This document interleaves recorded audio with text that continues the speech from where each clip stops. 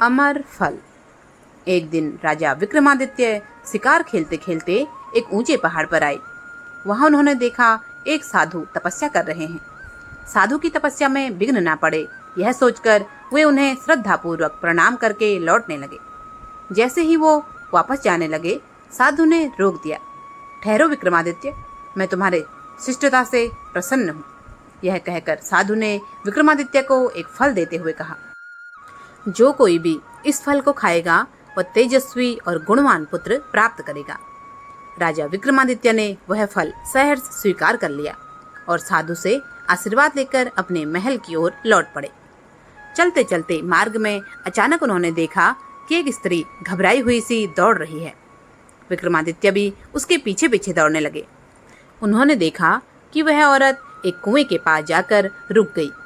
जैसे ही उसने कुएं में छलांग लगानी चाही, विक्रमादित्य ने उसे पकड़ लिया। उन्होंने उस स्त्री से पूछा, बहन, तुम आत्महत्या क्यों करना चाहते हो? मुझे बताओ, मैं तुम्हारी मदद करूंगा। वह स्त्री रुदन स्वर में बोली, मैं बहुत दुखी हूँ। मेरा पति मुझे मारता पीटता है और कहता है कि मेरा एक भी पुत्र नहीं है, सारी लड़कियां हैं।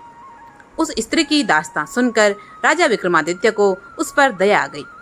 उन्होंने वह फल उसे देते हुए कहा, बहन, तुम चिंता मत करो, इस फल को खाकर तुम्हें यशस्वी पुत्र पैदा होगा। फल पाकर वह स्त्री विक्रमादित्य को धन्यवाद कर अपने घर लौट गई। इतनी कहानी सुनाने के बाद पुतली ने राजा भोज से कहा, राजा भोज, अब मैं तुम्हें एक चमत्कार की घटना सुनाती हूँ, सुनो। एक दिन राजा विक्रमादित्य के दरबार में एक ब्राह्मण आया। उसने द्वारपालों से कहा, मैं राजा विक्रमादित्य को एक अनमोल भेंट देना चाहता हूँ। ब्राह्मण की बात सुनकर एक द्वारपाल अंदर आया और राजा विक्रमादित्य से बोला, महाराज, द्वार पर कोई ब्राह्मण आया है। वह कहता है मैं राजा को एक अनमोल भेंट देना चाहता हूँ। यह कहकर राजा विक्रमादित्य ने कहा, ठीक है, उसे अंदर भेज दो। ब्राह्मण राज दरबार में गया और राजा विक्रमादित्य को वही फल देते हुए बोला, महाराज, इस फल को अपने रानी को खिला देना, इससे उन्हें एक यशस्वी पुत्र पैदा होगा। यह सुनकर राजा विक्रमादित्य को बड़ा आश्चर्य हुआ। उन्होंने ब्राह्मण से पूछा, यह फल आपके पास कहाँ से आया? ब्राह्मण बोला, महाराज, यह मुझे मेरी पत्नी ने दिया है। कुएं वाली स्त्री की बेवफाई पर उन्हें बहुत दुख हुआ। उन्होंने वह फल ब्राह्मण से ले लिया और उसे अपनी रानी को दे दिया। कुछ समय बाद राजा विक्रमादित्य के दरबार में एक राजनर्तकी आई और विक्रमादित्य से बोली, महाराज, आप तो जानते ही हैं कि मैं एक पापिन हूँ और कई सालों से आपके राज्य में ही रह रही हूँ, इसलिए मैं आपको एक अनमोल फल भेंट करना चाहती हूँ। अगर आप बुरा न माने तो मेरी यह भेंट स्वीकार करें। फल देखकर राजा विक्रमादित्य चौंक गए। उन्होंने पूछा, यह फल तुम्हारे पास कहाँ से आया? राजनर्तकी बोली, महाराज, यह फल मुझे आपके महामंत्री के पुत्र ने दिया है और यह फल उसे उसकी प्रेमिका ने दिया था। नर्तकी की बात सुनकर राजा विक्रमादित्य का माथा ठनका। उन्होंने महामंत्री के पुत्र को बुलवाया। उसने विक्रमादित्य को बताया कि वह फल महारानी ने उसे दिया था। वह और महारानी, इतना कहते कहते वह रुक गया। यह सुनकर राजा विक्रमादित्य को बड़ा धक्का लगा। तब वह अपनी रानी के पास गए और उसे अमर फल के बारे में पूछा।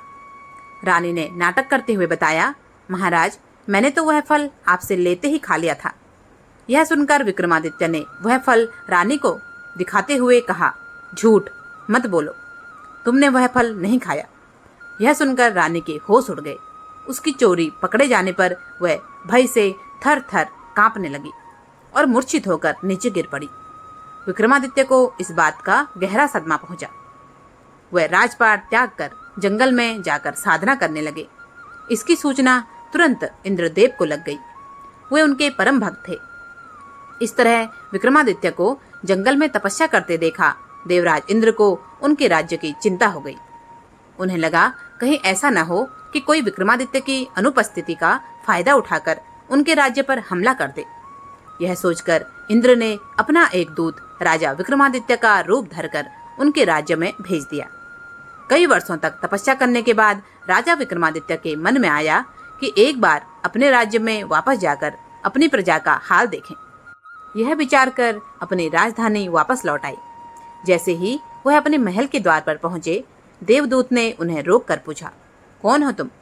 राजा विक्रमादित्य ने कहा, मैं इस राज्य का राजा विक्रमादित्य हूँ। लेकिन तुम कौन हो? देवदूत बोला, मैं यहाँ का राजा अगिया बेताल हूँ। यह सुनकर राजा विक्रमादित्य बोले, अगर तुम इस राज्य के राजा हो तो मुझे युद्ध में परास्त करके दिखाओ। देवदूत ने राजा विक्रमादित्य की चुनौती स्वीकार कर ली।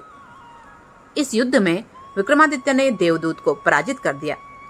तब पराजित देवदूत ने कहा, मैं मान गया हूँ महाराज, आप ही राजा विक्रमादित्य हो, क्योंकि मुझे पराजित करना आम मनुष्यों की बात नहीं है।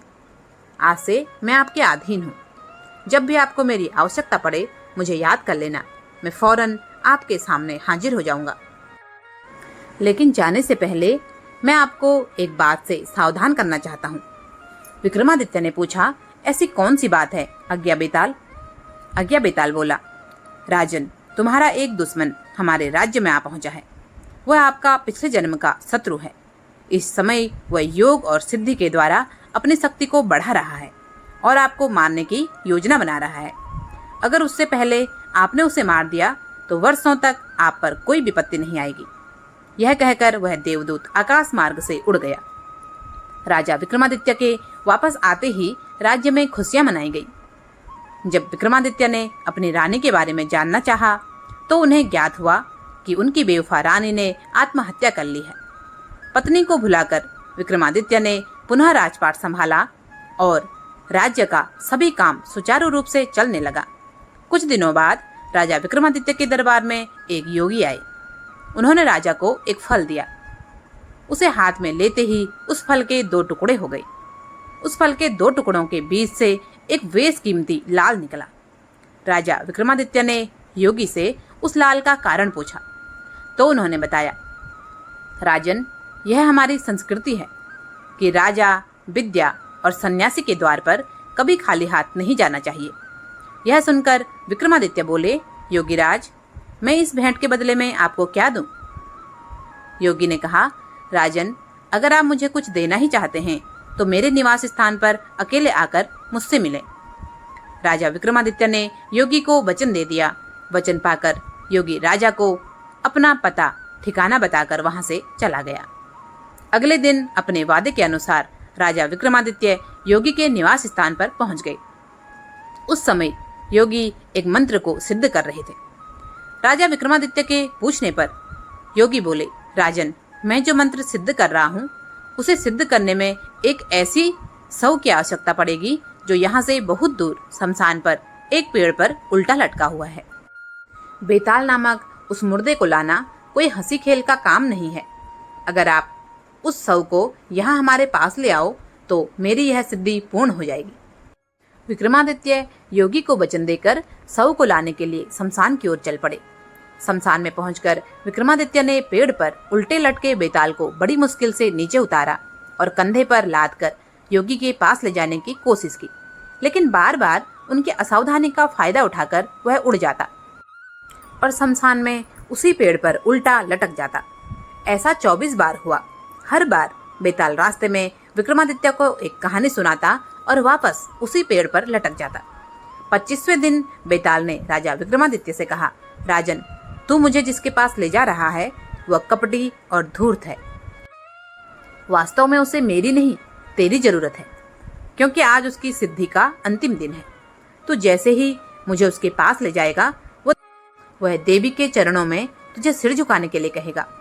तभी मौका पाकर तेरी गर्दन काटकर देवी को बलि चढ़ा देगा और तेरी मौत के बाद उसे सिद्धि मिल जाएगी। बेताल की बात को सुनकर राजा विक्रमादित्य को इंद्रदेव की चेतावनी याद आ गई।